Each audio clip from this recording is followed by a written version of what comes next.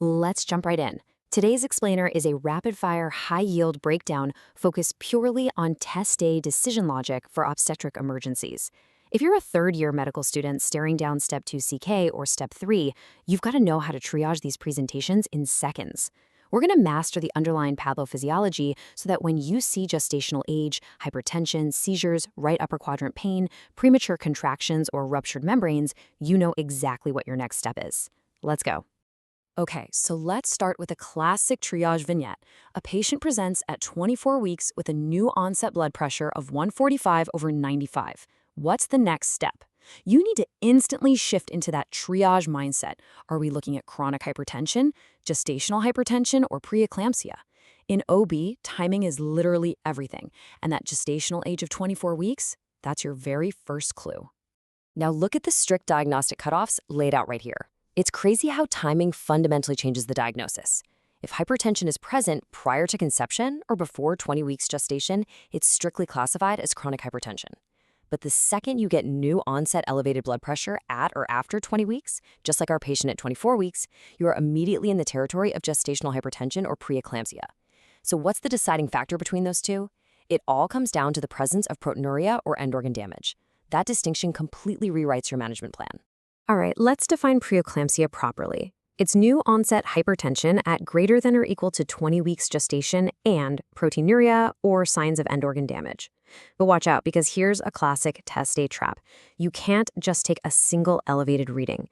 That elevated blood pressure, meaning a systolic of 140 or higher or a diastolic of 90 or higher, has to be seen on two separate measurements taken at least 4 hours apart. You've really got to prove that the hypertension is sustained. So, identifying the proteinuria threshold is an absolutely crucial step. And the magic number here? It's 300.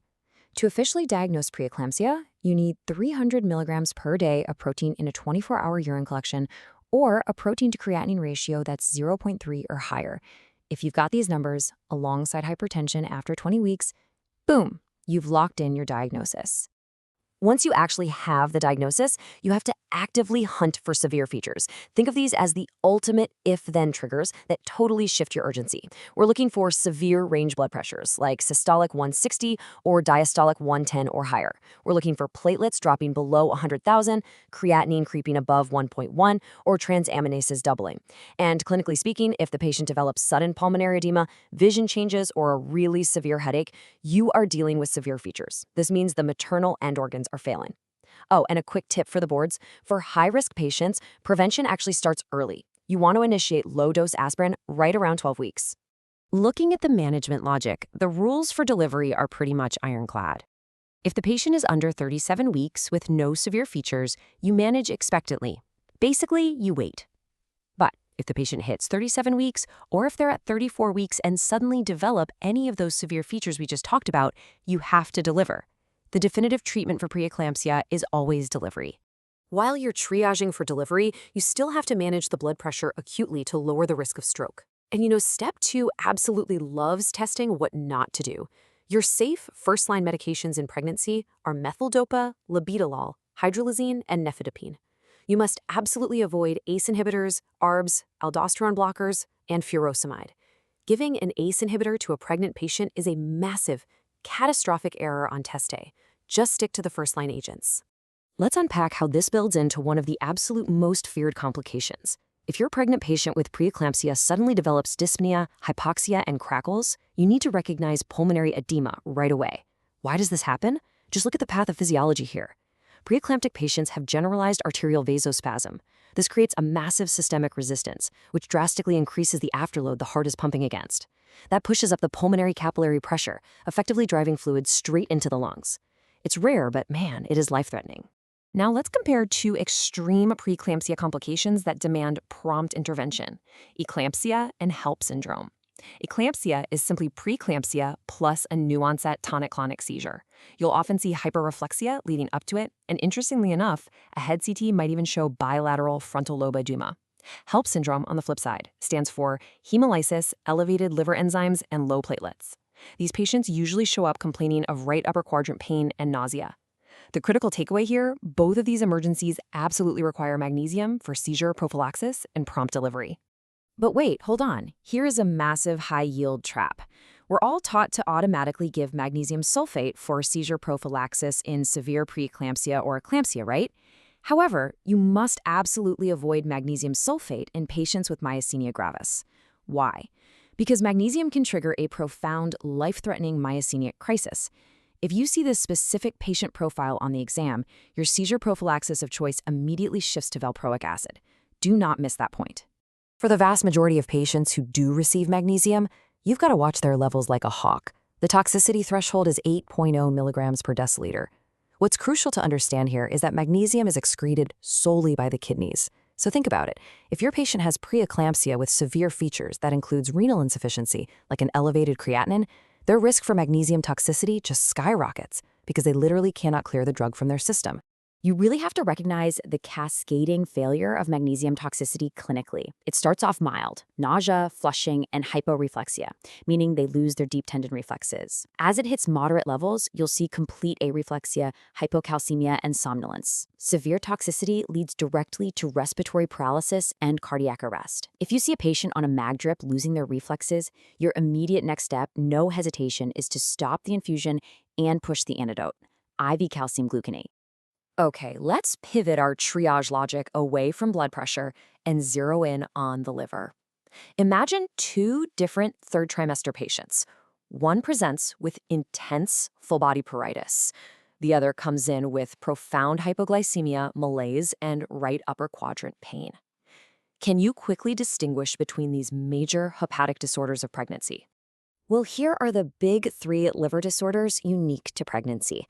If the patient has intense pruritus, especially if it's worse on the palms and soles, with absolutely no associated rash, that points directly to intrahepatic cholestasis of pregnancy, or ICP. However, if they're presenting with right upper quadrant pain, you need to be leaning heavily toward HELP syndrome or acute fatty liver of pregnancy, also known as AFLP. To truly tell them apart, you have to look at the defining lab features. ICP is diagnosed by elevated total bile acids, and you manage it with ursodeoxycholic acid and delivery at 37 weeks. HELP, like we discussed, features hemolysis and low platelets, but AFLP is totally unique. It's caused by this intrahepatic microvesicular fatty infiltration.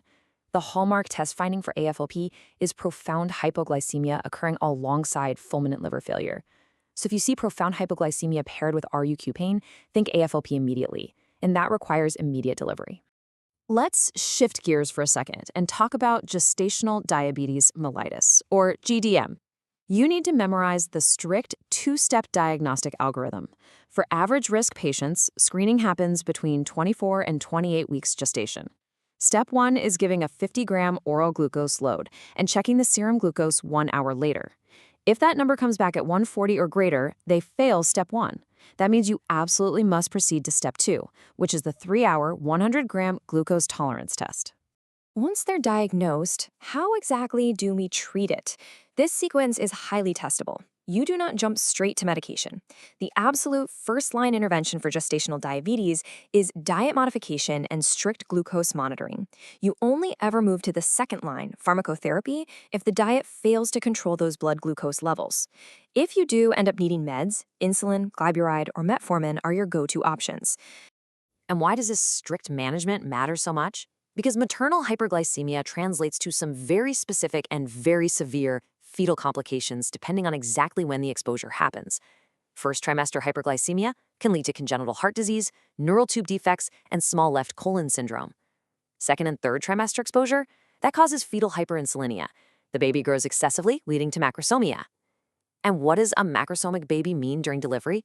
High risk for shoulder dystocia.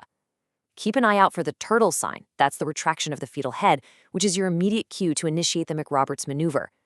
Oh, and post-delivery, these hyperinsulinemic infants are at massive risk for neonatal hypoglycemia, polycythemia, and hypertrophic cardiomyopathy. Before we wrap this up, we have to rapid-fire just a few more critical triage points. If you see regular contractions with cervical change before 37 weeks, that's preterm labor. Give steroids and magnesium for neuroprotection. If membranes rupture before labor even starts, that's prom. Add a fever and maternal tachycardia to the mix, and you've got chorioamnionitis requiring broad-spectrum antibiotics and delivery. What about breech presentations? Before 37 weeks, honestly, do nothing. At or after 37 weeks, you can attempt an external cephalic version as long as there are no contraindications.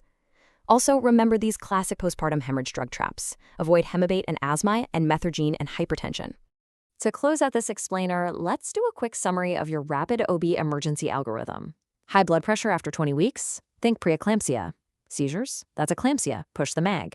Right upper quadrant pain and hemolysis. HELP syndrome. Deliver the baby. Turtle sign during delivery. Shoulder dystocia. Use the McRoberts maneuver immediately. So ask yourself, in an OB emergency, are you just blindly reacting to symptoms, or are you actually mastering the underlying pathophysiology to save 2 lives at once? Memorizing these algorithms isn't just a hurdle for test day, it's the absolute foundation of rapid, life-saving clinical reasoning. Trust the logic, know the rules, and you are going to absolutely crush this material.